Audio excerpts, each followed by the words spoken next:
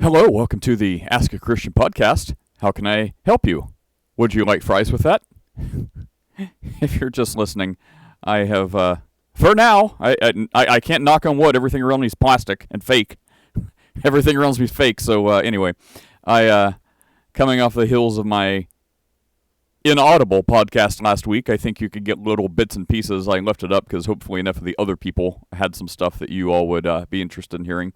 Anyway, my microphone died.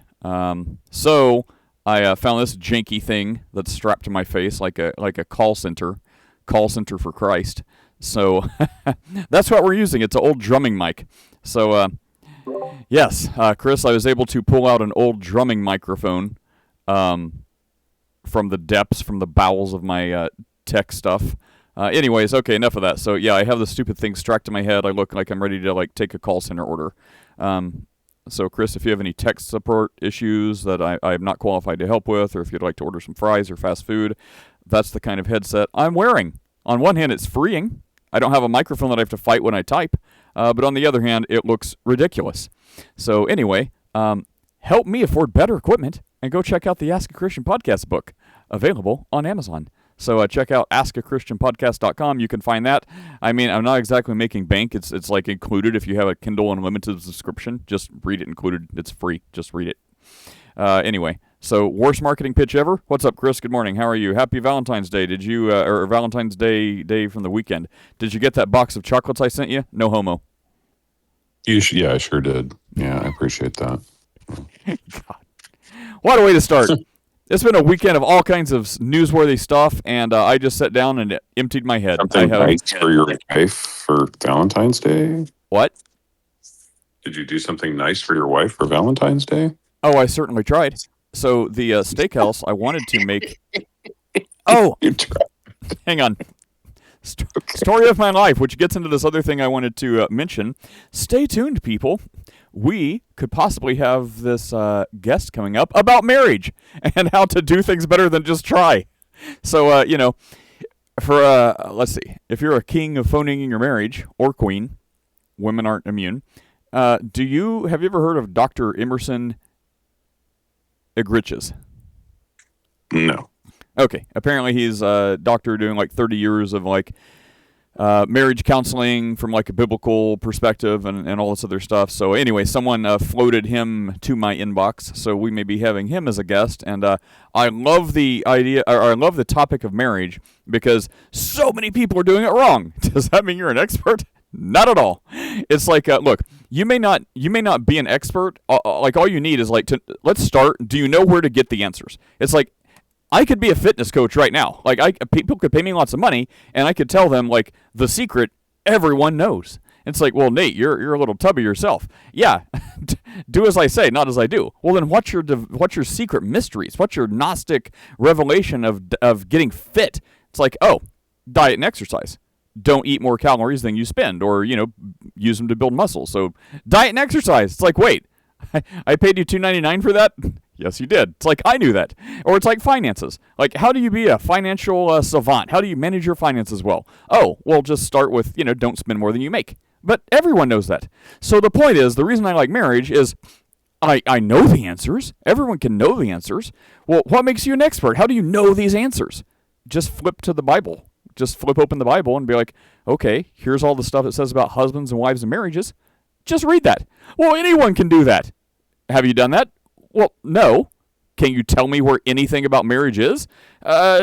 Somewhere in the New Testament, or I don't know. It's okay, great. So you haven't. So that's one of the things I love about the marriage topic so much, is not because I have got it all figured out. Like our Valentine's Day story. Anyway, so I have not got it all figured out, but I know how to get it all figured out. I know the places. That's not a mystery. Anyone can do it. Go to the Bible and go to all the places where it talks about marriage. So that's why I like it, because before you get to, I'm just not happy. I have a friend that does that way better. It's so much funnier when he does it. But it's I want a divorce because I'm unfulfilled. I'm not happy. And the recent study talks about, well, maybe I shouldn't have this guy on here. Be dude, you're the worst possible person to talk about marriage. Anyways, we'll see. But since we've learned like 80% of divorces are initiated by women, that is pretty shocking and eye-opening. So the point is, look, before you get to like counseling frills and stuff out here in the ether, it's like, have you done step one? So like, before you've tried to become a bodybuilder and do all this 8 hours in the gym, have you stopped eating a box of donuts a day? Just start there. Just stop eating a box of jelly rolls, and then talk to a real expert about the finer tuning parts, about like turning your mush into muscle. Isn't that the Arnold Schwarzenegger thing? Anyways, what was that from Kindergarten Cop? Anyways, so yeah. That's why I like that. So it's like, look, I don't need to be a super doctor, counselor, or whatever. We have other people for that who can certainly do a better job. But the point is, you don't need to find out, you don't need to work on these frilly things. Like, well, he really likes pastels for Easter, and I prefer like neon colors, and that's causing contention in our marriage. Have you guys read anything about the Bible about husbands and wives and roles and responsibilities? Well, no. Then don't worry about the color wheel.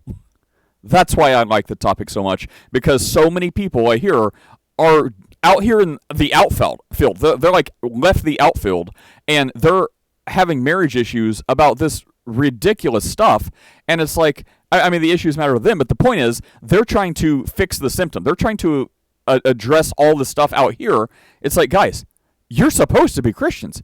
Forget this. Put a pin in it. Go back to the Bible. Like, I'm not saying the cause for all your marital woes is you're not doing your prescribed marital responsibilities from God in the Bible, but you're not. So if that's not causing the specific issue over here, it's definitely a foundational crack that you need to fix. And it's one of those things. It may be difficult in practice, like to actually apply it and fix it, but the answer is very simple. Oh, you're trying to do this thing that's like usurping your partner's marriage, your partner in marriage, you're usurping his or her role, you're a dude, you're trying to have babies. It's like, look, the answer, it may be harder for you to apply, like, oh, I have anger issues, and oh, I know I should love my wife, but it's just hard, I get so angry. Well, it may be difficult to apply that, and you may need some work, like some counselors and Christian marriage and stuff like that, to help you apply the answers.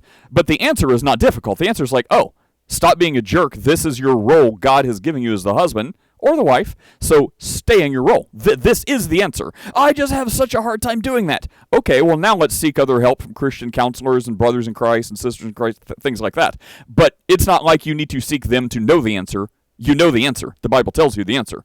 You just need help on doing the answer. There you go, Chris. I've managed to take a 30-second thing and make it 8 minutes. Well, it's a little longer than a minute. See? But I appreciate your bending of the timeline. I said 8 minutes. See, I know the answer.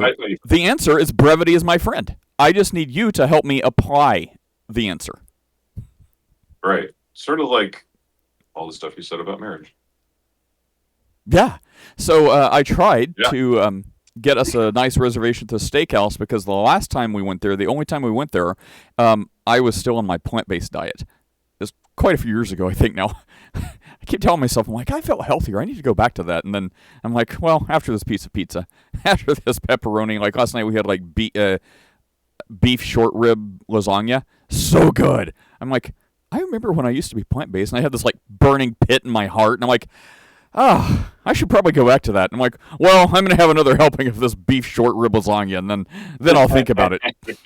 Anyway, I know the answer. I just need help doing the answer. The first time was so easy. Anyway, yeah, so I tried to make a reservation because I keep hearing it's like the best steakhouse, and I didn't get to try it because I had like a crappy plant-based hummus dip or something when I was there. Anyway, my wife had the steak. She liked it. So I'm like, well, I want to try a steak now. So I made it, tried to make a reservation, and they're like, we're completely booked. I'm like, bro, in my sleepy little town? And it was like a week early. Whatever. Yeah. It's in season in Florida. Reservations like 3 weeks out, man. I guess so. Anyway, they're like, well, we have the day before Valentine's Day, and like we have Valentine's Day lunch at 1:30. I'm like, okay, this is a trap. The practical man in me wants to say, sure, we could do this Friday night. That's romantic enough. A little pre-Valentine's Day. And then I'm like, well, we could do lunch. That's very practical. It'll probably even be a little cheaper. But then, as if the Lord Almighty himself was protecting me from this, he's like, I'm just like, That is not the right answer. I'm sure that's not the right answer. I must find something on Valentine's Day. So I tell my wife my failure. She recommends this other restaurant that's like a Asian fusion. So I'm like, well, you don't usually think of Asian fusion for Valentine's Day, but she's Asian. So I don't want to be racist and question her. I'm like, I'm just going to book the appointment. I'm like, yes, dear. So I call and I got a reservation. So got a reservation. We went. Everything was seemingly pretty good. It's a nice little boutique spot. And an hour and a half sitting there, like, I want to be done and out. If I'm at a restaurant longer than an hour, I'm not happy. Hour and a half in, we got our appetizer right away and then set for an extra hour and 15 minutes. And finally the guy comes over and he's like, hey, we were just looking in the back, and like about this time, other entrees are coming out, getting there to people that arrived much later than us. I'm like, oh, they're like, we can't find your ticket. We're going to go ahead and refire that. I'm like, don't use your fancy chef talk with us. No, you lost the ticket. They're like, our waitress is new. Don't care. So anyways, we were there, I think, about 2 hours. Once we got it, though, I'm like, the food is really good, except I couldn't tell if it was genuinely good or I was hungry enough I was ready to eat the silverware. But they freaking starved you until you were like, wow, this is the best I'm like, restaurant that's ever. kind of brilliant. But I think the food was pretty tasty. I will give them that, but I had to wait like 2 hours for it. So that was my Valentine's Day. How was yours? It was good. So, we went with some friends and and they made a reservation at this little Italian place that is nearby their house. So, we went out to about a 45-minute drive from us down to Mineola, just like kind of near Claremont, kind of like where just used to be like orange trees, and now it's like suburbs. At any rate, we got to this restaurant. We had a 7 p.m. reservation. Got there at 7 p.m. on the dot. Checked in with the very harried hostesses that were also extremely sweaty. And I was like, what's going on in here? And basically there were so many people in there that the AC couldn't handle it. And so it was like 80 degrees. And so, and it was nice and cool outside. I don't know if you remember Saturday night, but so like they opened the doors so that the girls that were running the host stand could breathe because they all looked like they were about to pass out. And we had to wait an hour and 10 minutes for our reservation because they overbooked the restaurant. Wow. Yeah. I was like, so, was whoever it good the manager is, it was mid. It was okay. And what kind of food was it? It was like Italian, nothing to write home about. I mean, like, look, if you're going to go there for a family pizza, I'm sure it's wonderful. Like, and they've got a halfway decent wine list and whatever, and, that kind of thing. It's a family restaurant. But, like, I don't know, man. Like, for that kind of money, I think we paid like $130 for 2 people. For that kind of money, I expected way better food. Was not in the offing. I had a stuffed veal chop, and it was like meh. Did you? But the fun thing is that I had to explain to a teenager what a veal chop is. Tortured like, baby animal meat. Yeah, he was like, "You're kidding." I'm like, "No." He's like, "That's real." I'm like, "Yep." Wait, your kid went with you? No. Like, their kid. So they've got 3 boys, and they're all they teenagers. crashed your Valentine's Day dinner. No. We went over to their house first, and then we went out to the restaurant. And so all of the boys were out with their respective girlfriends for Valentine's Day, struggling to be broke teenagers. And the other fun thing about this family is they don't just give their kids money. So like they have to earn it. And the kids are like constantly broke because they have these very demanding girlfriends that are like, you need to buy me stuff. It's hilarious. We saw something like that. They were one of the people that got their food first. After we were waiting there a long time, this woman came in, probably like, I don't know, like 17 or 18, very, very young, and came in and they seated her next to us, and she waited there for like 10 minutes. So I guess she was meeting her date who came in, and he looked even younger than her. They had to be maybe like 17, 18-ish, like young love. So they arrived separately. She got there and waited about 10 minutes before he came. So I'm like, hey, I'm already doing better than this. At least I came with my wife. Anyway, so he shows up and he looks kind of dorky and nerdy, and you can tell she's just seems like the boss. So she got there and he sat down. I guess she decided that she didn't like that spot, so she made him switch with her. And he's just like ordering. She's ordering all his food, and he's like trying. You can tell he's trying to be polite, and he's like looking at the prices, and it was a little pricey. And she's just like ordering up a storm, and he's just like, you can see him sweating, and he's like trying to do math in his head, like, wow, can I afford this on my allowance or whatever? And I'm like, oh boy, this is probably not gonna be the one true love. That reminds me of a date I had. Oh, that reminds me. Oh my gosh! Speaking of the hairy people or whatever at your restaurant, oh man, that takes me right back to prom. I guess I've got some unresolved trauma from that. Yeah, one of my prom dates. I think I was 17. It may have been my junior prom. Wow. Anyway, so I take this girl, and it was just like a date. Like we weren't like girlfriend or boyfriend. It was like we just like arranged this date pretty much for prom. So we were hopeful. I was hopeful. So we go to this really nice Greek restaurant, and it was like super nice. Anyway, we order, and I knew it was expensive. I did my homework, so I made sure I had enough money for the bill. And yeah, I was prepared to tip a little above and beyond 20%.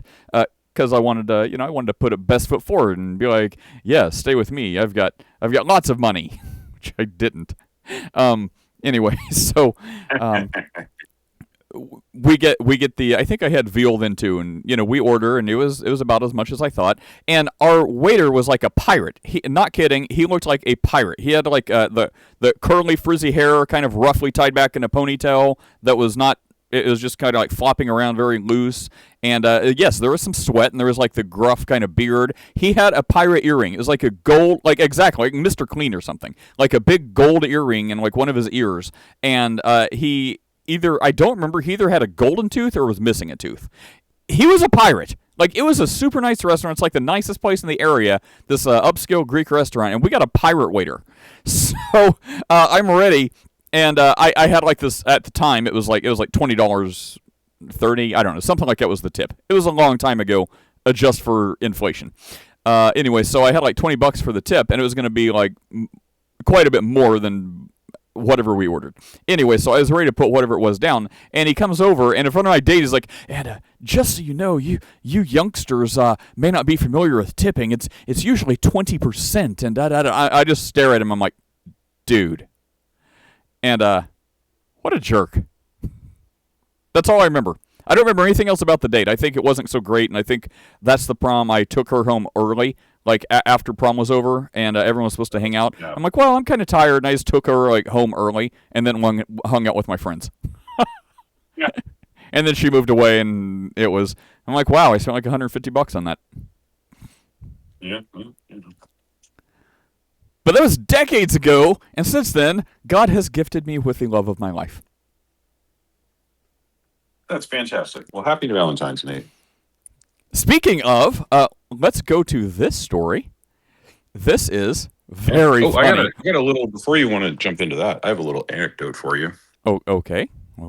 So I was picking the kid up last night, and he was driving on 408, which is like a expressway here, the toll road. And he's like, what is that noise? And you hear this, and then you're blink. So clearly you ran over something. It wasn't his fault. In your Tesla? I mean, yeah. Oh. And so, oh yeah. And wait, was he driving or was Tesla driving? No, he's driving. So Tesla won't assume responsibility? No. I mean, I don't know how you would see that something tiny like a nail in the road, but like, I mean, maybe the car can. I don't know. But long story short, you ran over something. Tires going flat. We got about, 6 miles left to get home in a driving rainstorm. And I'm like, well, just keep going. And he's like, really? And I'm like, yeah, bro. We're just going to go hit it. So he gets the car. So he didn't panic. He did really well. He got the car all the way home into the driveway. And then I'm like, how do I deal with this tire? So I go in the Tesla app, and the Tesla app had already detected the tire was flat. And then it was like, you want to repair your tire? And I'm like, yeah. And just click through some stuff. And a technician showed up this morning at 7:15 a.m. And I just heard replaced the entire wheel with a brand new tire on it. And was like, yeah, you're good. Just come over to the this is a temporary tire or temporary wheel. Just come on over to the Tesla dealership, which is down the road from us about 5 minutes. And they're going to replace your tire this morning on it, and you can go ahead and get the new tire put on. How expensive is that? It's like $250. It was at $250? Yeah. Sounds That expensive for a tire. Oh, you had to buy a whole tire? They couldn't patch it? No, they couldn't patch it. So, yeah, I had to buy a whole tire. So, like, no, the appointment was free. Like, the dude came out and just did it for free, and then he's like, "Oh, was it like a Tesla dude, or like is that like a contract with Tesla? Like they'll do roadside and stuff for you?" No, it was a Tesla dude. Wow, crazy. Cool. He rolled up in a Cybertruck and had all his tools. Oh, that's cool. Well, let's get back to love. Let's get back to love real fast. I posted that link for you. This just seems funny. So, maybe you should keep some of these articles and be like, look, when this is my marriage advice for today. When people are having marital spats, just keep a couple things like this. And you can't say it because I've also learned that will backfire. If you try to build yourself up and be like, look, we're better than this couple. Look, this woman just carved out her husband's heart and ate it on a plate. Surely I'm not that bad, right? It will somehow come back and backfire on you, and you'll get in trouble for stuff you did 30 years ago. That's my experience. But maybe you could scatter these little nuggets around the house, or get it in her algorithm feed somehow, so like she'll subconsciously take this in and be like, maybe he's not so bad, or maybe it's being done to me, and I'm like, maybe she's not so bad. Maybe that's what's happening here. Maybe my wife like got this into my algorithm. So on Baptist Satire on Facebook, it's got her mugshot of this woman. It says, Tennessee woman arrested after putting ex-boyfriend's name on church prayer list for clarity and honesty. Nashville, Tennessee. Police say a 32-year-old woman turned a breakup into a spiritual spectacle after allegedly submitting her ex-boyfriend's full name to multiple church prayer lists across the county, citing ongoing character development needs. According to the investigators, the couple had dated for 2 years before splitting over what friends described as maturity gaps. Days later, the ex reportedly began receiving calls from unfamiliar numbers. They weren't bill collectors, they were pastors. Sources say that at least 4 churches had his name printed on Sunday bulletins under healing from dishonesty, seeking guidance and temptation, prayer and accountability, and special request, growth and truthfulness. The situation escalated when his mother, who attends one of the churches, saw his name read aloud during service. Police say the ex confronted the woman after discovering she had filled out the online prayer request forms using her own email, allegedly writing, he doesn't know that he needs this. Officers were called after a heated argument outside a community center where one pastor reportedly attempted to mediate. She was cited for harassment, no injuries reported, though the ex described the experience as deeply confusing and slightly divine. One response officer summed it up. I've seen people send angry text. I've never seen someone outsource a breakup to the clergy. Is that out of line or hilarious and out of line?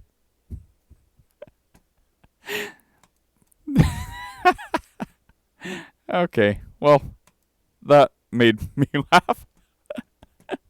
Oh, that's so funny. Bro, that is next level. You gotta respect that, man. She knows how to use the church website. That is so funny.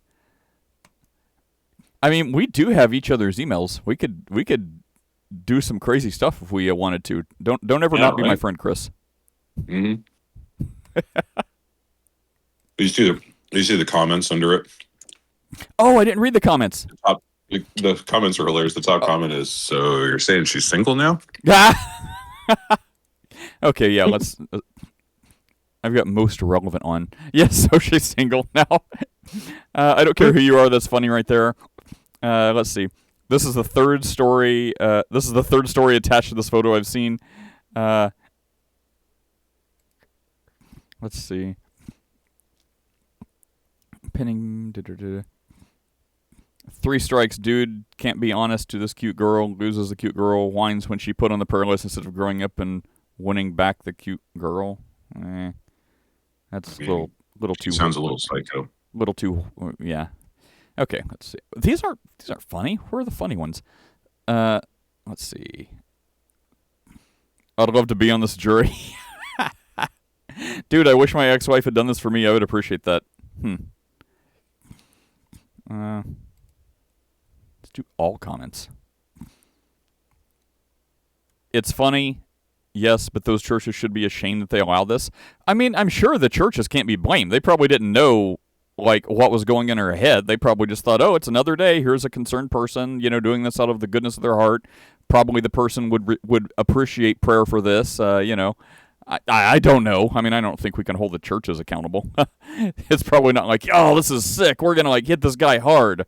I doubt that's what they were thinking when. Have you ever heard of a church that reads out the prayer requests with names of people? That's a little hardcore. I don't think that happens. I think this is all apocryphal. I completely believe somewhere like Snakebite Preacher, there would be churches like that do exist. I mean, sure, I guess. Yeah, probably. So didn't we just talk about Valentine's Day?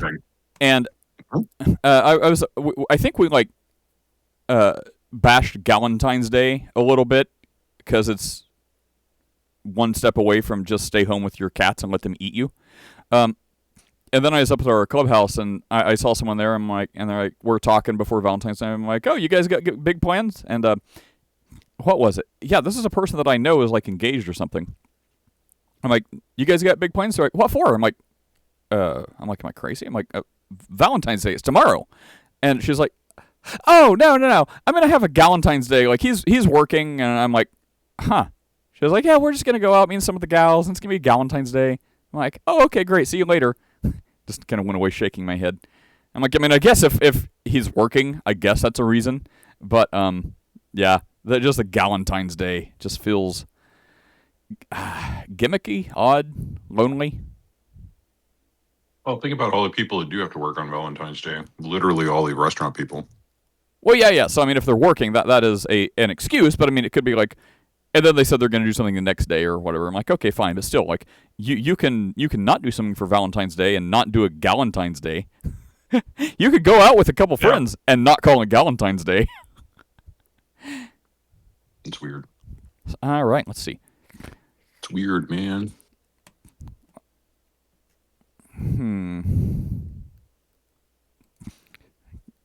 Oh, look. Street preachers in Chicago getting arrested. Looks like they just... Say what?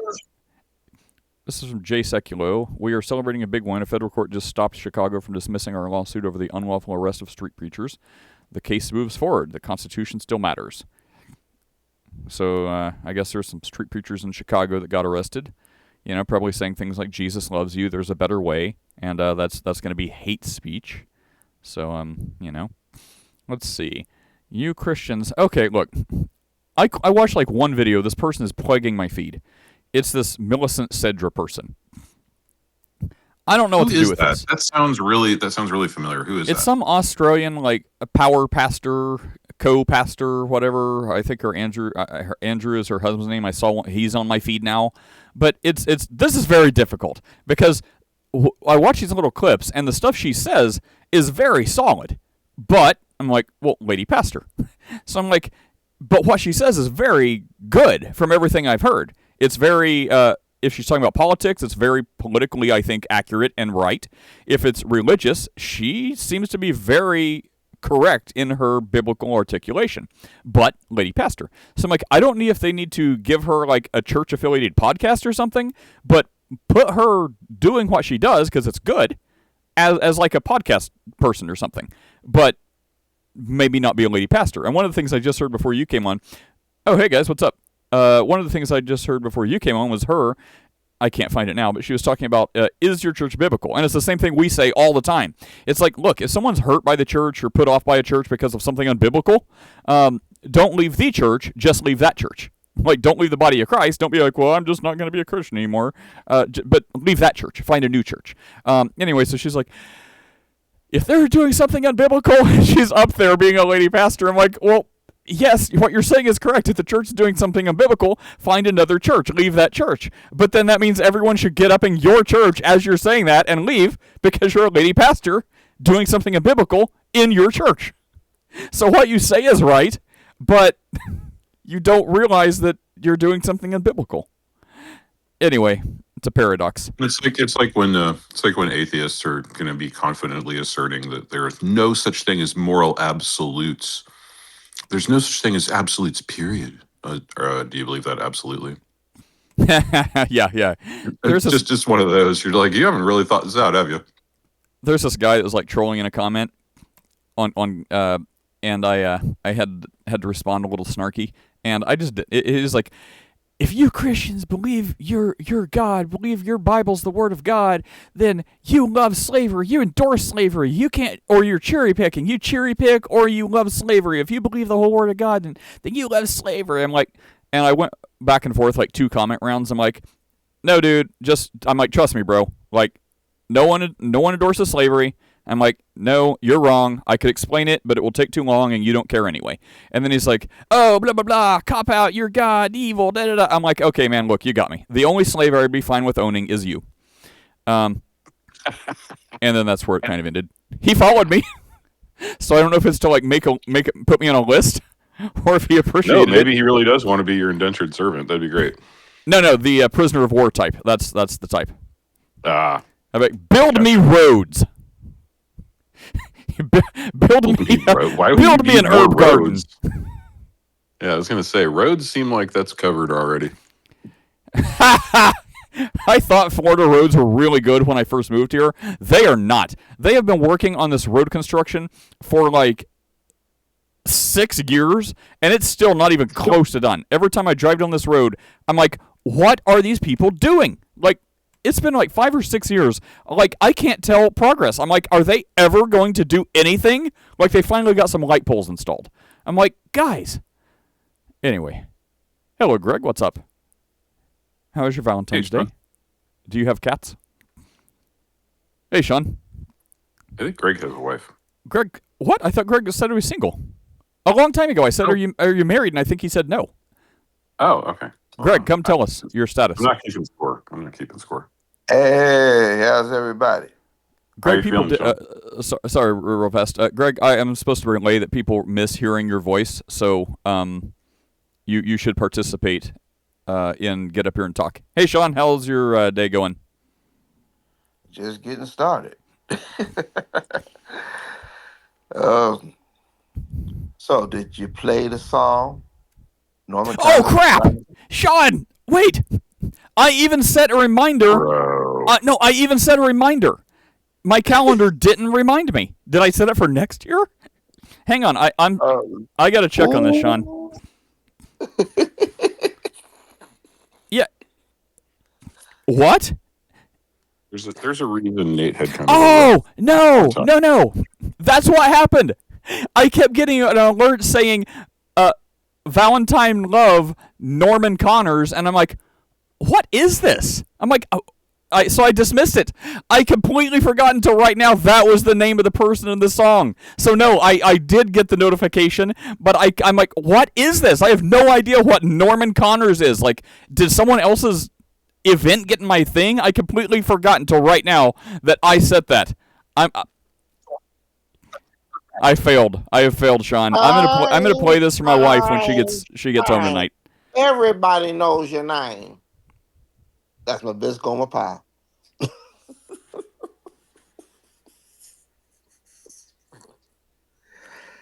Lord have mercy. I played it for my wife. We slow dance. By the way, Chris, is my mic okay?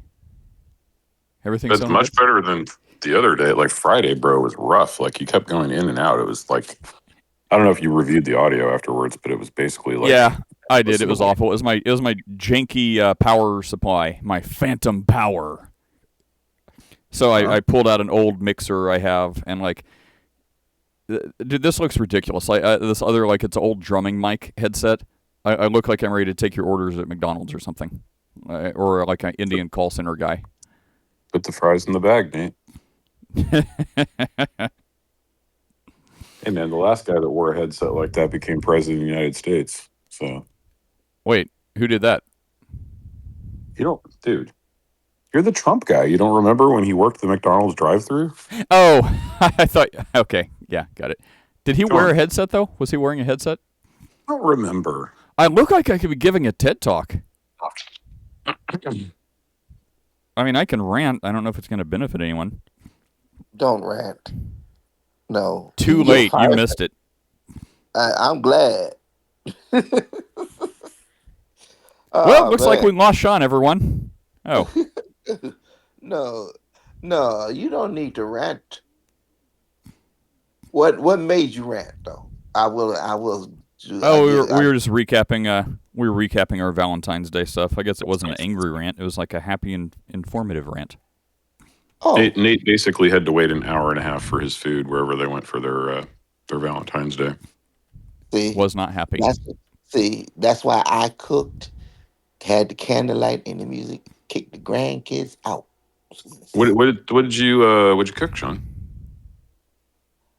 Lamb chops, Oh, snap. baked potato, All right. and my wife loves broccoli, so broccoli went with it. You don't love broccoli? I like broccoli. I sure do. Oh, okay. But Because I really my like wife broccoli. likes it more than I do. I got you. So, yeah. The other news that I had for you, Nate, if you wanted to switch gears a bit from the Sure. Let's see what we got. Valentine's Day massacre. What have we That got? was an actual historical event. Yeah. We forgot to talk about that too. I wanted to do that, but I've just been dropping the ball. Yeah. But yeah, go The ahead. What have we Valentine's Day got? massacre. talking It about happened in the alcohol. 30s. Yeah, I mean that happened like 100 years ago, but okay. I guess it's not news, but no. Wait, what? So No, we had like recounting the historical stuff through Valentine's Day. Yeah. Not like it just happened. Yeah. Oh, gotcha. So we had some missionaries over for lunch yesterday that are old friends of ours, and they're from Romania. So it was fun. So we got to see my friends Bill and Natty, and that was good times. They're very cool, and Bill is the pastor of the International Church in Bucharest, which is the capital of Romania. I did know that. And and they brought their two girls with them, and they're both teenage girls. And so my kid and the two girls just sat in the other room and talked up a storm. And he's showing them all these books, and they're talking about theology, and they're talking about Calvinism, and it was great. Like, so they're proper Reformed Baptists. So we had a great time. And then it was funny, man, because he was asking me, like, what's going on in the American church? And I'm like, oh boy. So it's like, you crack your knuckles and it's like, okay. And then, then he starts mentioning people and I'm like, yeah, they kind of went off the reservation. And he's like, wait, what? And he's like, because he hasn't been back in quite a while, and they generally do these whirlwind tours, because they have all these people to visit and all this jazz. So we only got an afternoon with them, but because they had to go speak at a church on Sunday night. So, but yeah, it was super fun. But it was hilarious. They were talking about like, we used to love Matt Chandler, and then all of a sudden he completely lost his mind.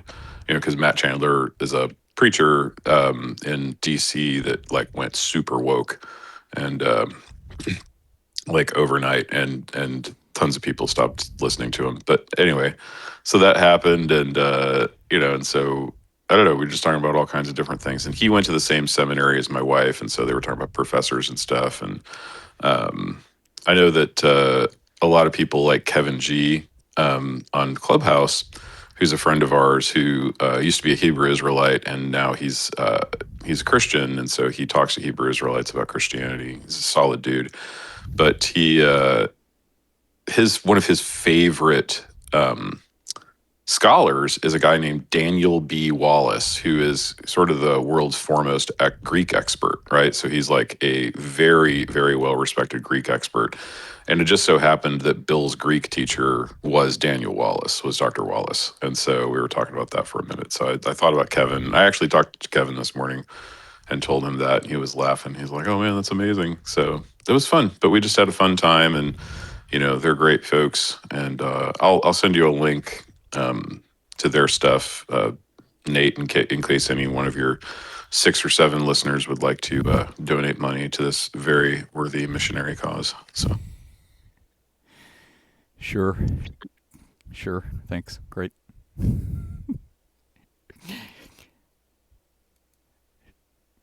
Are we ready to move on? We can talk about Bethel Church's chief prophet, Ben Armstrong.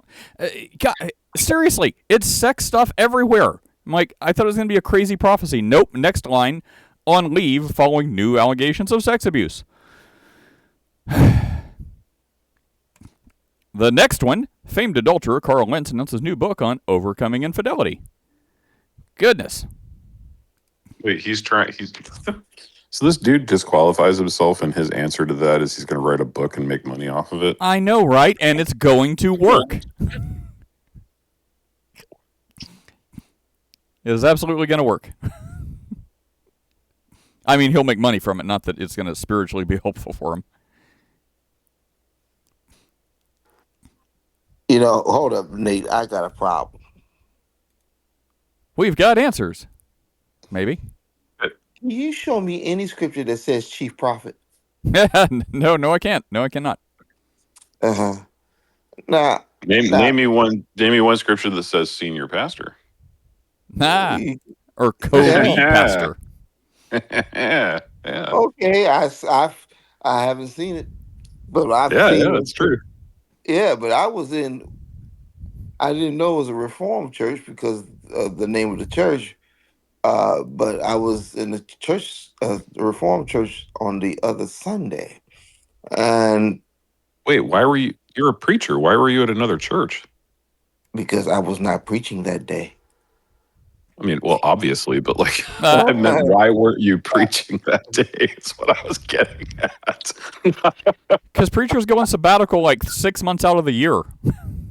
I don't know. I was just asking. I'm just trying to find out stuff, man. I don't know. I got the answer back. I wasn't preaching. Well, obviously, we're preaching.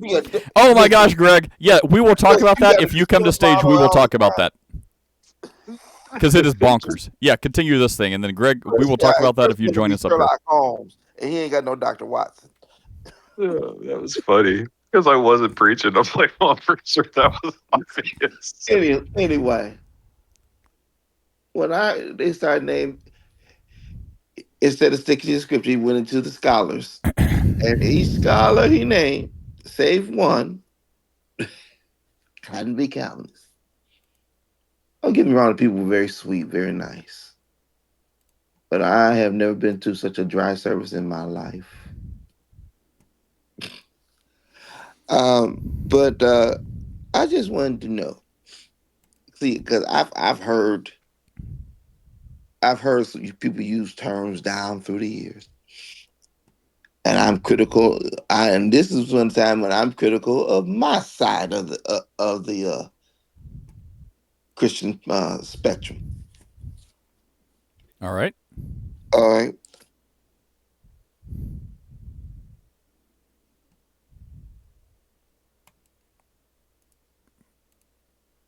Wait, were you going to ask something? Hello? Did I cut out? Did he? I think he cut out. Yeah, his thing isn't indicating. Oh, okay. He's unmuted, or he's not muted, but nobody can hear him. Maybe he got a call. Maybe it's because we're supposed to talk about transphobic social media posts that lands 10 years in jail for Brazilian person, or Church of England General Synod votes against blessing same-sex marriage after long debate.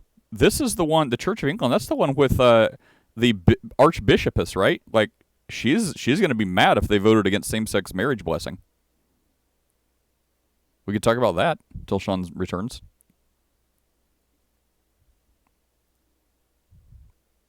Yeah, sure. No. So, I wasn't sure what that was about. I mean, I think that is the Archbishopess, but I'm not entirely sure. I mean, it is the Church of England. Laid out. Yeah, I'm not sure what happened with that. Well, let's find out. I did see that story, so maybe check it out. Church of England General... Is it Synod? Is that how you say that? Synod. Synod. Anyway. The Church of England's General Synod has voted to end plans for standalone blessing ceremonies for same-sex couples in churches after extended debate. The decision also closes a years-long process that had examined whether such ceremonies could be introduced. Members this week approved the motion from bishops to conclude the living in love and faith process and halt further work toward permitting special services for same-sex couples and civil marriages. The vote followed discussions, blah, blah, blah. Okay, so it's got the Archbishopess here, like Langley or Larkey or whatever her name is. Like, it's got a picture of her. So she's, let's see, Archbishop. You should read this. Archbishop Sarah Melody. Can't do the voice as well. Addresses the Church of England General Synod at the Church House on February 10th. This is her first major address since being confirmed as the 106th Archbishop of Canterbury. The motion included an apology for the distress and pain experienced during the process and formally drew a 9-year project to a close. You debated this for 9 years? Bishops concluded that the theological and legal barriers prevented the introduction of standalone blessing ceremonies at this stage. The Synod nevertheless held that conversation on the issue should continue through newly established bodies. Gay marriage and dictated blessing services for same-sex couples are therefore excluded from current church practice. Blessing prayers with regular Sunday services remain permitted, so you can do it as a group, just not a special thing, I guess.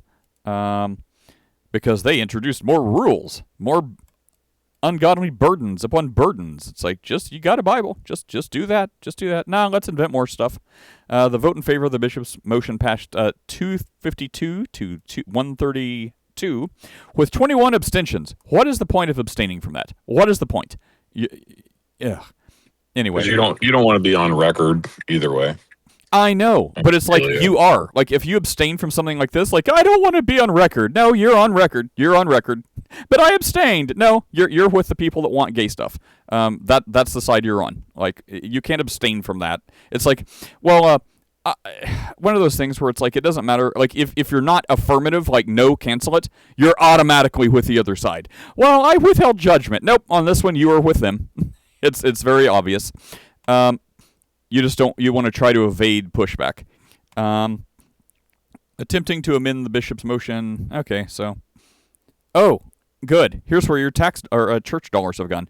Documents released before the meeting showed the wider project to cost about $2.8 million, converted to U.S., between 2017 and 2025. So it cost $2 million in 9 years to figure out that gay people shouldn't. I guess not even be married or blessed, just not have a special ceremony to do it. So great, you waste a lot of money and are still not biblical. I don't where is that money going to? Like, Probably aren't people paying, just discussing things? Like, we probably discuss paying things their every year. Probably paying salaries for like Where's your people to $2.8 basically million? allocate their time to do this.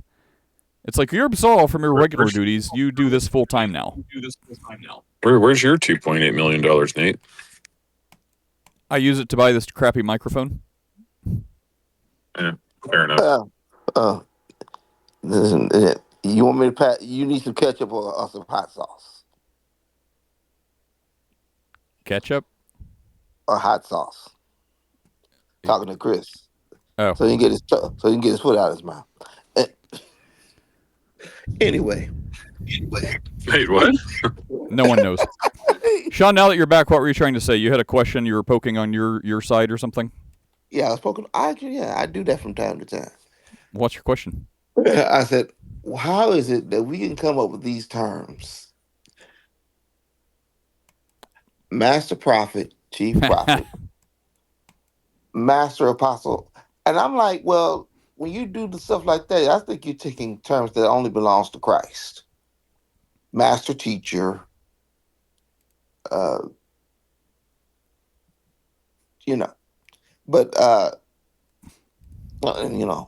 I think those terms only belong to Christ. I have never called my pastor the Good Shepherd. I don't know about you. Why? We don't have bishops, my so that's Discord why. title was Archprophet Apostle Bishop. I need to add Archmage to that. Archmage. No, that when you talk about mage, that's witchcraft. Nah, no. That's the point, jokingly, uh, lovingly. yeah, Just add yes, another title. yeah. Uh, so, would you say that these folk are totally out of order, or are they just going with the flow? And we use terms like lead pastor, executive pastor, senior pastor, assistant pastor. We can't. I'd like to know who were the originators of these terms, and how is it that we allowed it in the church? That's I my don't know. question. You tell us. I don't know. That's what No, I'm I trying think to I figure think that out. people just say that they're titles. Like I mean, it's like there's some practical reasons that make sense. It's like, I mean, if it's pastor, then great. Let's assume that means the biblical qualifications are met for actual pastor.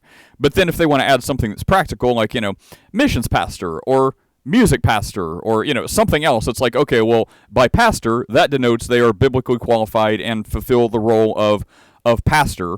And then it's like, oh, well, now if they have something else before it, it's like, oh, missions pastor, great. They are a pastor in this church. I can go to them for pastoral guidance, but primarily, if no one else is bothering them, their job is going to be focusing on mission stuff, because that's like their real job description. So, like, I mean, I don't have a problem with that. I mean, it's practical. It's like, wait, are they a different kind of pastor? No, they're pastor. Well, then why is it called missions pastor? Because their job is specifically tailored to dealing with mission stuff in the church. Music pastor.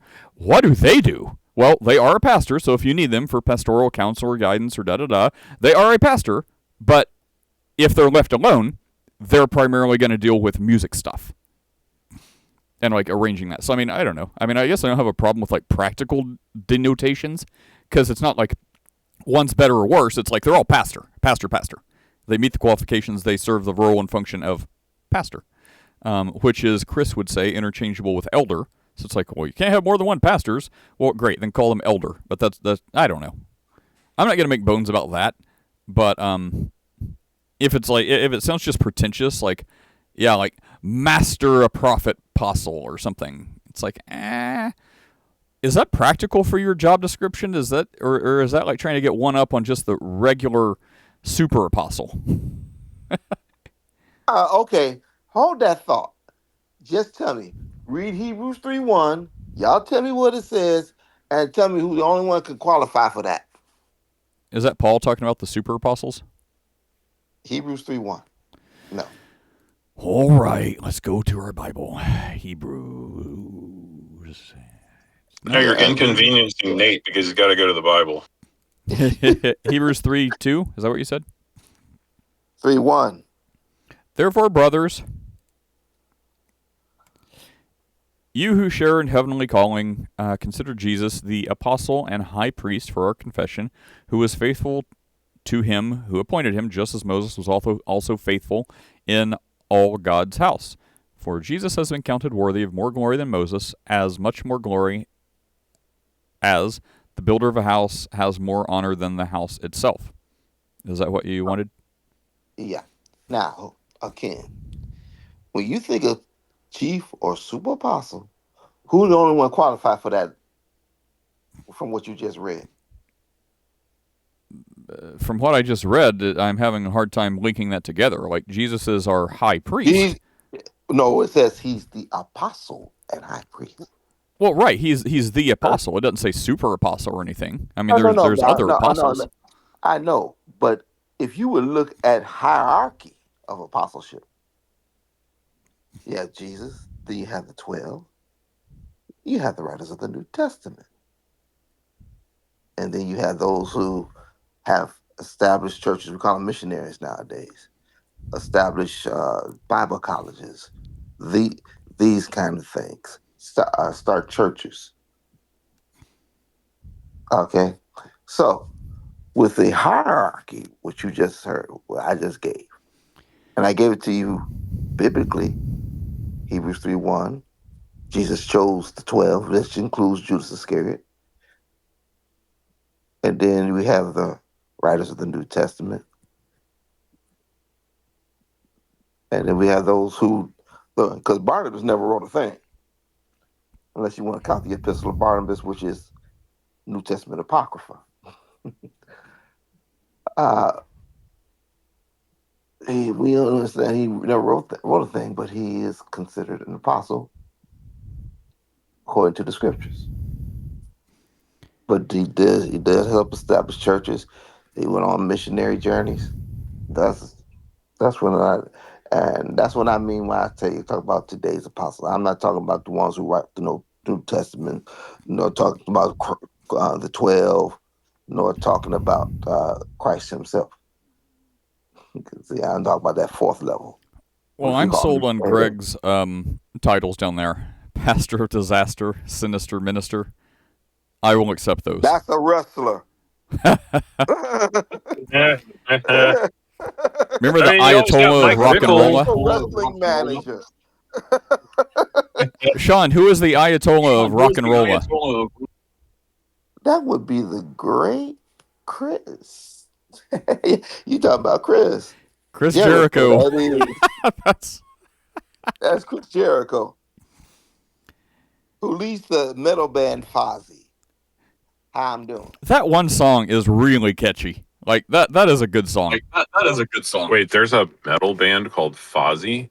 Yeah. From Chris Jericho, the wrestler, he turned into a metal singer. Wild. Huh.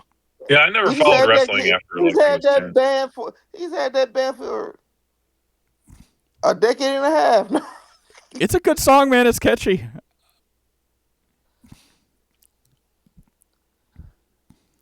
It's called Judas. I'm on my Judas. It's called Judas for all. Nate, did you ever listen to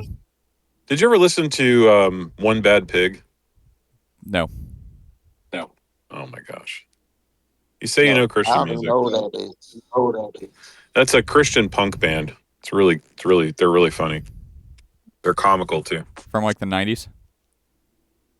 Yeah. Yeah, you should check them out. I think you'd probably like them a lot. You'd be like, wow, these guys are hilarious. Perhaps. What is the first Christian rap? And give me the... It still hasn't happened, because any rap that they say is Christian isn't Christian, because it's rap. Oh. Mic drop. I can't drop this mic. No, because then you'll be yelling at the mic, and then we won't be able to hear you and all that kind of stuff. Wait, are we talking like when would this start? Like 70s, 80s, or can I like throw out Kirk Franklin for like an honorable mention? No. Wait, MC Hammer? Didn't he start as a Christian or something? No. The actual answer is You. The Jubilaires. Oh, and the song is called Noah. That's a deep cut. 1946. That is the first official. It's actually the first official rap song. Recorded. Yeah, I guess you could classify that. I think I've actually seen that. They actually did a TV thing, right, in black and white. Yeah, they performed that song because I think I've seen that. Yeah. Yeah, it's 1946. They started off singing. It's actually a quartet gospel group, but they start off singing, and then this guy breaks off into a rap. He raps his verses, two of his verses. He raps them. That's what they consider the first rap. I consider Nate the first modern Christian rapper. You know, he's probably pretty good. He can spit some fire. Okay, let me drop a beat. I'm trying to think. I would love to right now. I can't even think that fast to come up with something stupid. I can't even think of words that rhyme. Out of time, piece of lime, key lime pie. Don't look to me for rap advice. Sean, this guy's hopeless. That was whack. Whack. Like crack. Something about rhymes with Jack. Stack. I don't know. Two. Oh my gosh, you're basically the Fredo of.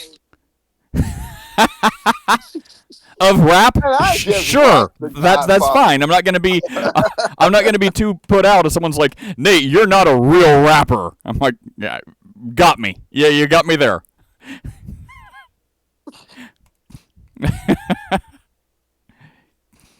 Let's see. Pentagon warns Anthropic will pay a price as feud escalates. Oh, apparently Hegseth's wanting unrestricted access to Anthropic's Claude for. Greg has his hand up. No, that's me inviting him like I always do, and him rejecting us.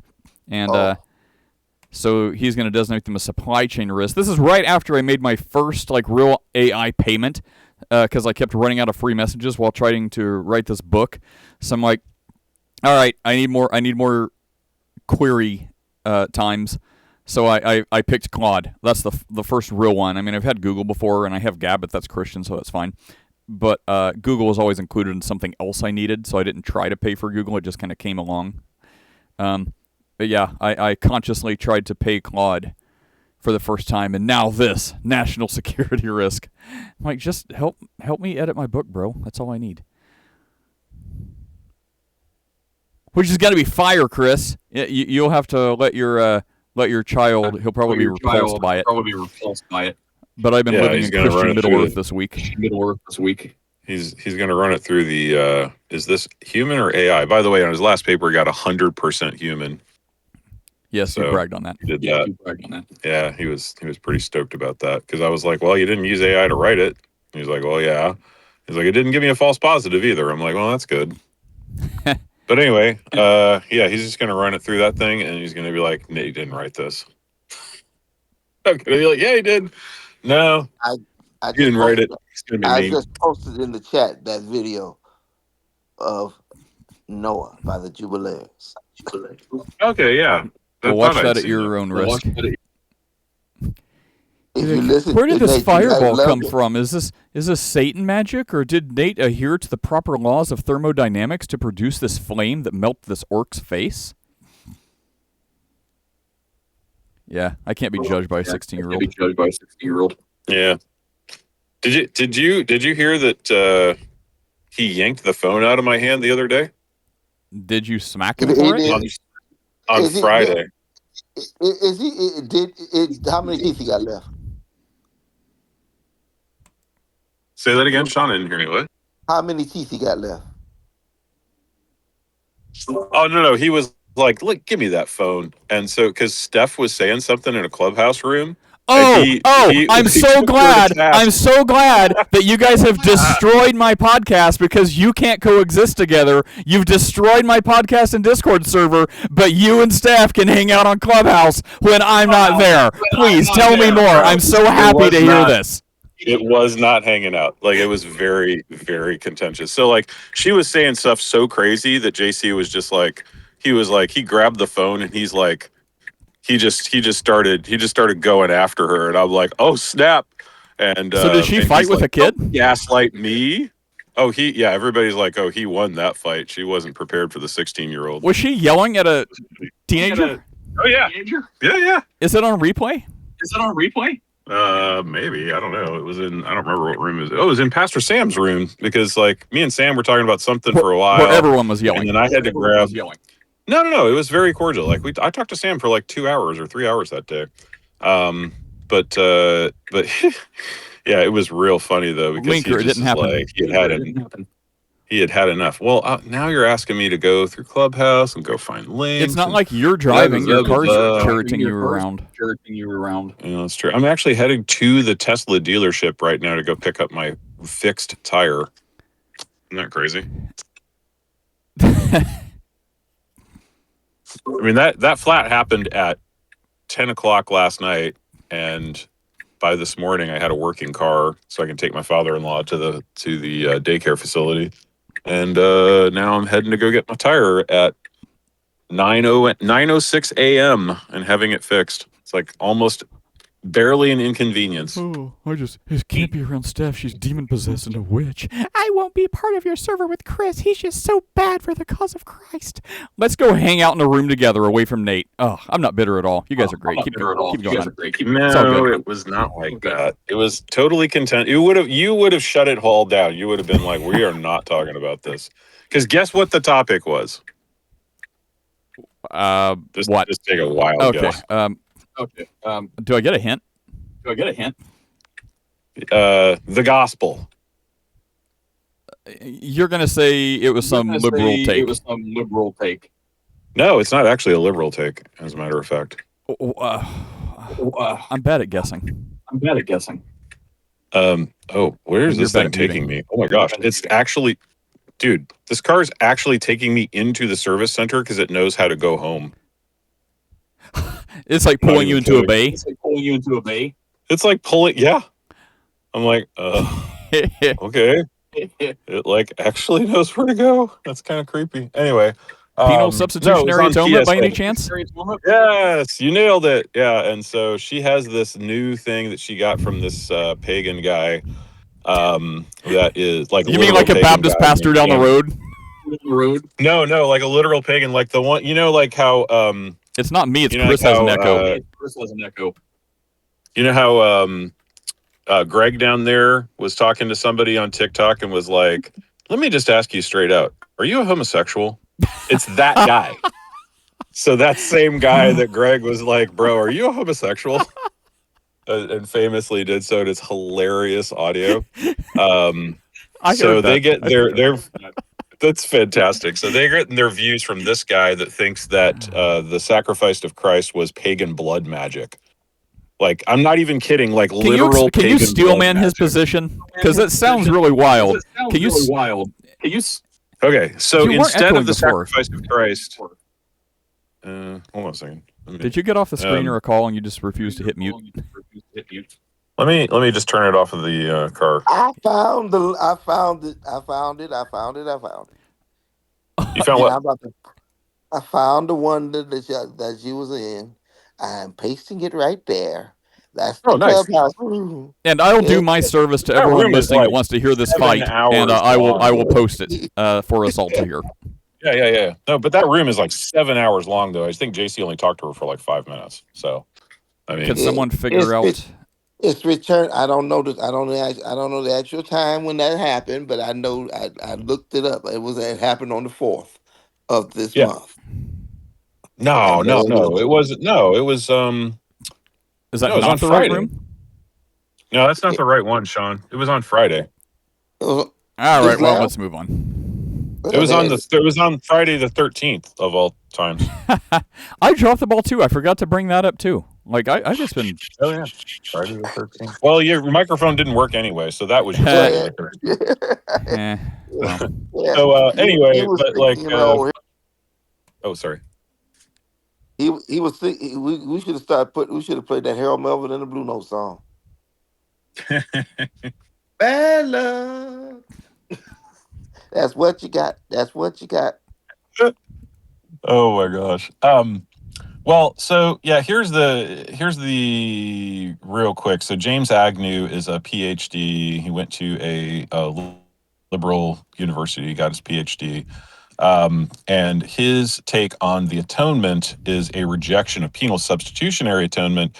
And instead, he says that in Leviticus, the metaphor of blood is actually not a metaphor, that the blood itself had the power of forgiveness of sins. And so when Christ died on the cross, it wasn't his death that paid for sins, because that would be penal substitutionary atonement. It was the fact that he bled. And just like the animals in Leviticus, and they will say, yeah, Leviticus 17 says the life is in the blood. And obviously what that means in a plain reading of Leviticus is that, yes, the payment for sin is death. Like Romans 6:23, the wages of sin is death, right? James 1, when lust has fully conceived, it leads to death, right? So like, all these things. So like they ignore all that and they're like, no, what's really true is that the blood itself is what propitiates sin. And so this is the high priest and he does this blood magic in the temple. And I'm not even kidding. Like they actually call it blood magic. Yeah. So there you go. That is the actual Steel Man, and I can post. So what did your kid say? Wait, was this the thing that your kid chimed in on? Oh yeah, he was fine. He was fed up, bro. He was like, no. PSA is the gospel, and he's like, you guys are ridiculous, and like the whole thing is like that Christ gave his life to take on our sins in his body on the cross, and that he who had no sin became sin on our behalf, that we may have the righteousness of Christ. 2 Corinthians 5:21. Like he's heard me say it so many times that he was just able to belt it out, and he was like, no. Leviticus is about death. It's the death of the animal that does the propitiation. It's not the fact that the priest is playing with all this blood, because there were tens of thousands of animals that would come on Yom Kippur. How is he supposed to keep track of whose animal has what blood for whose sins? That's just stupid. So it was pretty funny. Well, let's see. Yeah, and I wasn't there for a good portion of it because I had to go in and pick up my father-in-law. So I just handed him the phone, and I'm like, "Y'all fight it out for a few minutes." And then I came back, and I was like, "How did it go?" And he's like, "She was trying to gaslight me." Well, if anyone finds it, let us know. Meanwhile, Tim Allen maybe did some gaslighting for Bill Maher. Let's see. Tim Allen amazed after reading the entire Bible delivers powerful message. What is the powerful message? That's the comedian guy, right? That did the home improvement guy. Yeah. Okay. Tim Allen, bro. I'm just trying to catch up, man. I'm just trying to catch up. It's been 20 years since that show was on. He's still been around. He did that sitcom. It was Last Man Standing. He owned a Bass Pro Shop type of outdoors place. Anyways. He recently wrapped his quest of reading the Bible word by word, finished the entire Bible in 13-month word by word, page by page, no skimming journey. Allen wrote on X this week, humbled, enlightened, and amazed at what I read and what I learned. I will rest and meditate on so much, and it appears this won't be a one-time effort, Allen concluded with a pledge to once again. So he says, finish the entire Bible in a 13-month word by word, no skimming, humbled, enlightened, and amazed what I read and what I learned. I will rest and meditate on so much, I will begin it again. So, you mean he didn't read the Bible and come up with being an atheist? Because, as every atheist would have you believe, the best way to become an atheist is to read the Bible. Except for all the people that are like, no, I read the Bible, God is real, it changed my life, praise Jesus. Except for those people. A couple billion later. Anyway. Yeah. Allen has recently been increasingly vocal about his Christian faith journey. Just get to the destination.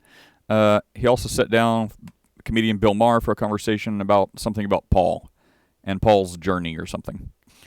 Deeply impacted by Erica Kirk, the wife of conservative Charlie Kirk stunned the world. So I guess he was, deeply impacted by her forgiving the dude that murdered Kirk. On the cross, the Savior said, Father, forgive them, they know not what they do. That man, a young man, I forgive him. I forgive him because of what Christ did. The answer to hate is not hate. The answer we know from the gospel is love. Always love. Love our enemies. Love for those who persecute us. Allen found these words deeply moving when Erica Kirk spoke the words of the man that killed her husband. That man, that young man, I forgive him. Allen wrote on X, I have struggled for over 60 years. Oh, wow. Over 60 years to forgive the man who killed my dad. I did not know that. Huh. I guess Tim Allen's dad got killed. I will say those words now as I type. I forgive the man who killed my father. Peace be with you all. Well, good job, Tim Allen. Dang. His car was struck by a drunk driver in '64. I finished reading the Old Testament. It's such a gift when I get out of the way and the words and meaning flow. He wrote back in 2025.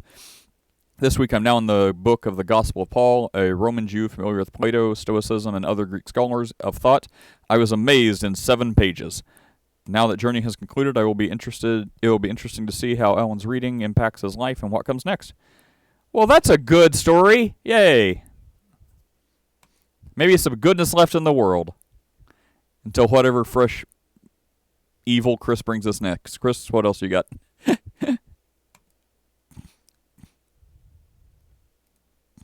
Okay, great. Sorry, I'm at the Tesla dealership. I'll be with you in a minute. Hollywood actor Jen Lilley launching new ministry after. Okay, well, let's see what this is. Hold on, let me get this. We may have just found a contender. All right. Hollywood actor Jen Lilley launching new ministry after, quote, vision from the Holy Spirit. Let's see where this is going to go.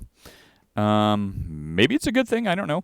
From Hollywood to the halls of college campuses around the country, actor Jen Lilley is moving forward with what she is calling a vision from the Holy Spirit. I had a spiritual vision of a bright pink wave popping up all over college campuses, accompanied by fire and a revival of the Holy Spirit, she said on CBN's Faith and Culture. And I was like, Lord, what is this? He gave me the name, Wake Up Your Campus. What does it look like? Lilley, a Days of Our Lives alum and frequent Hallmark movie staple, revealed to CBN she is formally launching a 4-week college tour beginning in March 29. While 33 college campus ministries have expressed interest in hosting this campaign, Lilley is still raising funds. Isn't fundraising? That's always the worst. All this comes as college campuses are seeing spiritual awakenings break out. For example, this month, spiritual phenomenon is underway in the University of Central Florida, where 1,600 students have responded to the gospel.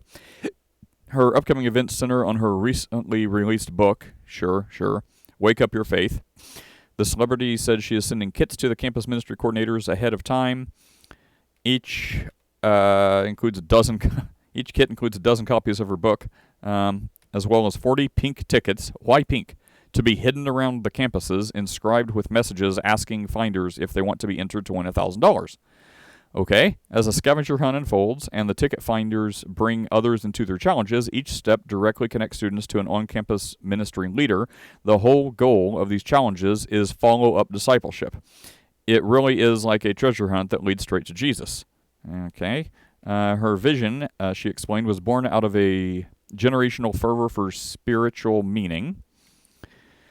She compared members of Gen Z to teenagers and the 20-somethings of the 60s and 70s, many who were captivated by the hippie and free love culture that dominated the age, disenchanted with social norms of the 50s and 60s. The youth of that era turned to illicit drugs and sexual exploration and countered biblical sexuality. While there is no singular reason for the rise of the hippie generation, it was catalyzed, at least in part, by a hunger for something more meaningful, more substantive, something that preceding generation, at least in perception, lacked. Those misguided decisions ultimately paved the way for what came known as the Jesus movement, a spiritual awakening that swept largely across Southern California, providing the gospel as an answer to the lost and questioning youth of the generation. I find that a lot of Gen Z kids, okay, so, I don't know. Seems like it's not the worst thing that ever happened, but I don't really understand it. Why the pink stuff? Scavenger hunt? Maybe it's a cool idea. I mean, don't go out of your way to do like a 3-month scavenger hunt to be like, Jesus loves you. Like, go ahead and lead with that. And then do a scavenger hunt. I don't know. Thoughts, anyone? Why would anyone have thoughts? I was ready to end my life. Voice of God stops man from jumping into a train. Seahawks general manager throws surprise Jesus figurines into a crowd at Super Bowl parade. Dun, dun, dun, dun, dun. What's some good Christian, like, heretical sites? Like, Christianity Today, like, that's not even that juicy. Like, is there, like, some good, like, wacky Christian sites to get some tantalizing stories? Judge orders ICE to allow Catholics access to Chicago area detention center. Okay. GOP caucus signals resurgence of anti-Shariah movement. Okay. Ooh, I like the anti-Shariah movement. What you got with that? Let's check that out. All right. Anti-Shariah wouldn't want to be ya. My rap career begins now. Let's see. New. New something. All right. Religion News Service. Brought from religionnews.com. New GOP caucus signals resurgence of anti-Shariah movement in the Obama era. Anti-Islam conservatives sought to block mosque that claimed Islamic law was about to take over America. Now members of Congress and legislators in Texas and Oklahoma are trying to bring the anti-Islam movement back. Chip Roy, Representative Chip Roy from Texas, speaks with reporters after meeting with Donald Trump at the White House Wednesday. New congressional group is targeting what it claims is a growing threat of Sharia or Islamic religious law in the U.S., a move that harks back to the Islam anti-stuff of the 2010s. Leaders of the Sharia-Free America Caucus say the growing number of mosques in the country is cause for alarm, while critics say the group is an attempt to shore up votes for Republicans in places like Oklahoma and Texas. Led by Republican Chip Roy and Keith Self of Texas, the caucus heard testimony about how some believe Sharia violates the Constitution at a House Judiciary Subcommittee on The caucus, which formed in December, made of 36 Republicans from 18 states, aims to push legislation that would counter calls for the alarming rise of Sharia. You might think of Sharia as a 2010s buzzword. That is wrong, said the subcommittee chair. In the opening statement, over the last few years, efforts to impose Sharia on America communities have taken off, and nowhere more than in my home state of Texas. Yeah, dude, I don't know what is happening in Texas. Like, Texas has issues, man. So some Pennsylvania Democrat, who is not a member, said the hearing was meant to stoke suspicion of American Muslims and a cynical political ploy driven by Texas Republican primary. Whatever, lady. Was it a lady? Yeah. Rep. Mary Gay Scanlon. Sure. Okay, so, yeah. People are opposing Sharia law. Yeah. For Muslims, Sharia is sacred law that guides their personal lives under threat of death. It includes rules for charity, prayer, pilgrimage, inheritance. Oh yeah, it's totally like, it's for charity and all that rules. It's not totally like, hey, if you leave Islam, we're gonna chop your head off. It's totally not that. A similar state constitutional amendment was approved by Oklahoma voters in 2010, but federal court blocked it, taking effect, saying the law violated Religious Freedom Act. The same court later ruled that the amendment was unconstitutional. You've got I can't even do words. There's some like blonde-haired chick in a Catholic thing with like the little priest collar, with the brightest, biggest red lips I've ever seen. She has something to say. Reverend Shannon Fleck. The Reverend Shannon Fleck, executive director of the Progressive Christian group, don't gotta tell me, Faithful America, said that fighting Islam... Why do they always look like clowns? Why is it that they always look like a painted clown? There's something in those eyes, man. Behind those eyes, it's like, I don't know. Okay, so... I feel like it's like It. Kathy Griffin. Have you seen that picture of Kathy Griffin? She looks like Pennywise. Like her head, she's pale, super pale white. Her head is half gone. It's like bald, like her hair is receding, and she has the bright orange clown hair. And they've been comparing memes of her to It, Pennywise clown. They look. She's scarier than Pennywise. Oh, I see you. Yvette. We'll get you up here in a second. Okay, so let's see. She said that fighting Islam has become the issue in the race to succeed Oklahoma, who's the governor whose term expires. Attorney General who is running for governor, announced his plans last month to investigate the mosque in Broken Arrow, the proposed mosque just outside Tulsa, before the project was rejected by the council. And recent ad for Charles McCall, former Speaker of Oklahoma House. Where did this chick say something? What did they are coming? Where does it say she said something? Group of the Faithful. Okay. I guess that's just it. They are coming to Oklahoma next. Okay. Right now, being anti-Islam, being anti-Muslim is a litmus test for the right on immigration issues. Okay, I can't really tell much of what she's saying. Either it's a bunch of nonsense or they're not like quoting her right. Wait, can we actually have a litmus test for immigration? That's a good idea. We haven't done that as the right yet, but man, it's like the progressives know what we should be doing and we're just not. And this is the thing. It's all the stuff they're accusing us of, and I'm like, wait a minute, that sounds like a really good idea. Okay. Yeah, and this is the thing. Like, when you got Sharia law, it is political. It is a political system. So where does, other places aren't really like this, or other religions aren't really like this. Like, there's not like a Christian political system necessarily. In Judaism, you can kind of say there could be a theocratic system, but it's not in place anywhere. Even in Israel, it's like secular. So I mean, it's not done. Versus Muslim, it's like they say they have religious tenets, but like a large portion, probably a majority, is a political system. So at what point do you say no? Islam is not a religion; it is a political system. So it's not. It doesn't. The political arm or the political half of Islam does not get religious protections. It is political. Start a political party. So the part where you roll out your prayer mat a few times a day, maybe that gets religious protections. The part where I guess you build a mosque may qualify some religious protections. But when you start talking about Sharia law and stuff like this, it should not get protections. It is political. These are my thoughts. Yep. Yeah, actually, last night I was picking up the kid before the tire went flat, and there was a dude outside in this like strip mall that was like out on the sidewalk with his prayer mat doing his Muslim prayers. And the teenagers rolled up because I had watched this while I was waiting on them to come out. And the teenagers rolled out. And have you heard this term aura farming, Nate? No, but I can imagine. But go ahead. I haven't heard it. So yeah, like people that are just like, you know, on TV or just in real life where they're just like doing something that looks cool, you know, like because this dude's just standing there and he's like, yeah. And like they hadn't seen him like kneel down and do the Muslim prayer bit, you know, and so they come out and they're like, man, that guy is aura farming over there. And I'm like, oh yeah, watch this. And they were like horrified. They're like, is that a Muslim? I'm like, yeah, you guys should probably go before that guy sees you and decides that he wants to, slit all your throats. And they were like, yeah, actually, you're probably right.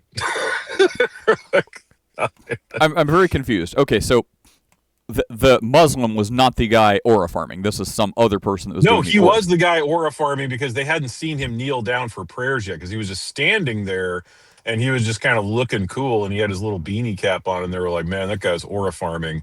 And then they watch him kneel down on his mat to do his Muslim prayers and they all got like, oh snap, that is not aura farming. Okay, so what exactly is aura farming? Like, it doesn't have anything to do with him being a Muslim. It's just someone that's like stands around just like taking in the scene or something. So yeah, somebody who's just so like aura is like how much attraction to females that you have. Oh, so they're using aura as like a weird thing like that. Yeah, it's a dumb Gen Z term for like. So they're taking it away from cool. Like the general like energy or magnetism that's like around someone, like an aura. So they're changing the word. Okay, great. So the word just in Gen Z speak, apparently, aura just means like that guy is got a lot of charisma around the ladies. He's got aura. You feel me? Gen Z is so stupid. Yeah. So like you and I would have 0 aura, whereas somebody else might have 400 aura. So like the whole thing is they do it like a video game. They're like, oh man, that guy's got plus 300 aura. Why can't we have aura? Can't we have like Gen X aura? I mean, no, we're old, so we don't have any aura at all. So it's just, and you're not Gen X anyway. Stop trying to steal my generation, millennial. I am told that I can choose either one because I'm a zennial. I am in the weird gap that was not properly defined. So I'm told I can identify however I want. I will identify more to I can't even say it now. Gen X. Yep, and that's the most millennial thing I've ever heard.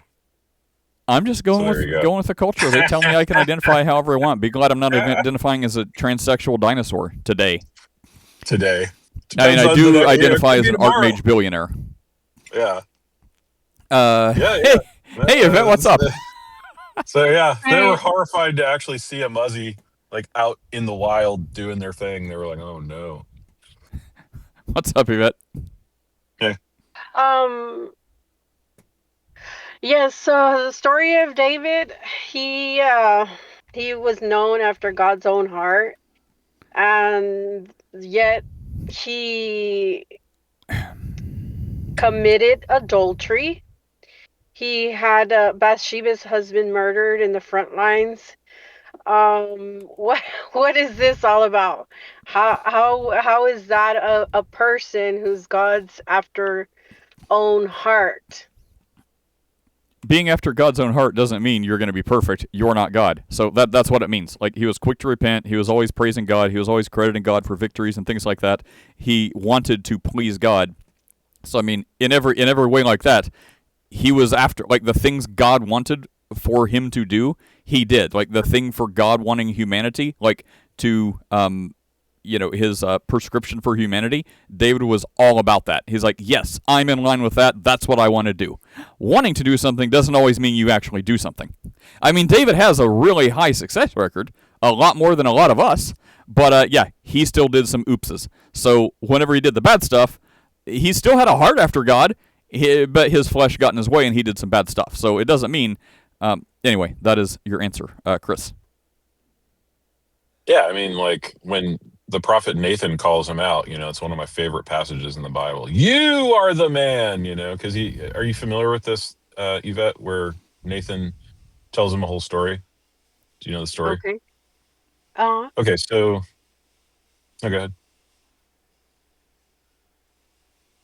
Mm-hmm. Go ahead. So, Oh, so yeah, is that right? so Nathan the prophet rolls up to David and he's like, "Sire, Yes. Mhm. we have this situation. There's this guy, and he's very rich and powerful, and one of his servants has this beautiful baby lamb that lived with them and was basically one of their beloved pets. Not just a farm animal. This was the spotless lamb of the family. Okay, and this lamb was prized above all else, and the rich man was going to throw a party, and so he took his servant's lamb and slaughtered it and gave it to his friends, and gave nothing to his servant. And David is incensed with anger, right? So, like, this whole thing, like the description that Nathan is giving him is, David is immediately calling for this guy's head, right? He wants him, he's going to face the death penalty for doing this. And then Nathan looks straight at the king and says, "You are the man." And then he's like, "You stole Uriah's wife," and instead of David, like, guards, throw this insolent prophet out, which is what most other kings of Israel did, when they were confronted by Yahweh in this manner. Mhm. He fell on his face and he tore his clothes and he repented. And so the whole thing about David being a man after God's own heart is that when he sinned, he sometimes he needed to be reminded of it. He came in repentance to Yahweh and was broken over his own sin. And then, of course, the consequences of, the son that he had sired with Bathsheba was going to die, and there was nothing he could do about it. And he was, of course, broken up over this. And then once his son dies, then he, cleans himself up, and, praises Yahweh. And so this is a picture of what it looks like to be a person who has faith but has fallen. Mhm. Got it. It's actually one of the most powerful things in the scripture. Greg, you wanted to say something about this? Yes, Greg. Did you want to say something? Yeah, while all that's true, I don't think the expression, David after was a man after God's own heart.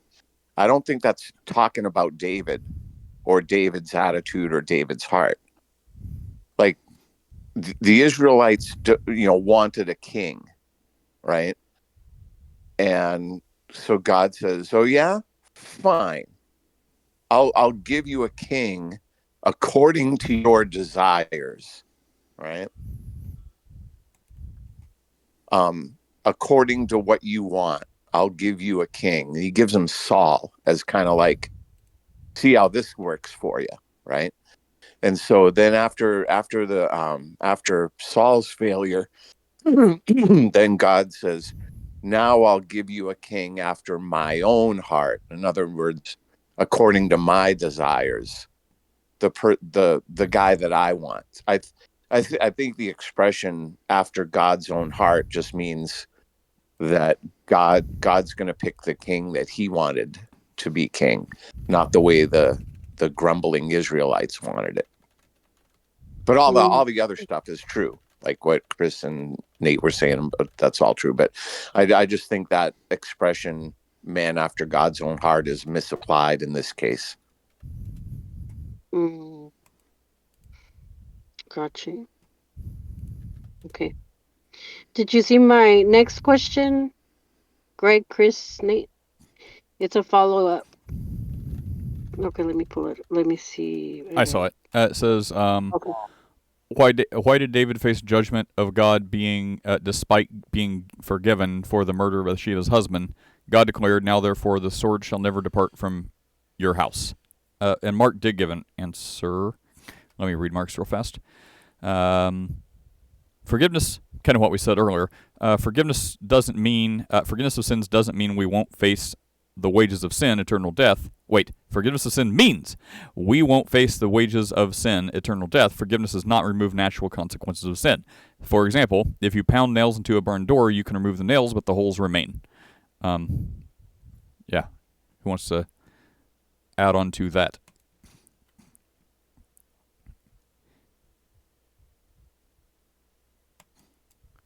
No one? Sorry, Nate. You spoke too fast. Let me read it. Forgiveness of sin means we won't face the wages of sin, eternal death. Forgiveness does not remove the natural consequences of sin. Illustration, you pound nails into the barn door. You can remove the nails, but the holes remain in the door. Oh, that's a good illustration. Okay. Well, that's good. I guess you can't really add to that. Yeah. Okay. That makes sense. Yeah. Real fast, Greg, I don't know about that thing. In Acts 22, it seems like Paul's talking about, and it says, God raised David up to be their king, of whom he testified and said, "I have found in David, the son of Jesse, a man after my heart, who will do all my will." So, can't we say, kind of like what we talked about earlier, that he's of God's own heart because he's someone who will do his will? Would that change anything, or you just say it's both things are still true? No, I think it's just God is saying, I have found a man after my own heart. In other words, according to my desires, right?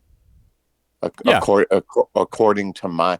No, in other words, this is God saying, this is the guy I want, right? And while it's true that, he will do, such and such, et cetera, et cetera. I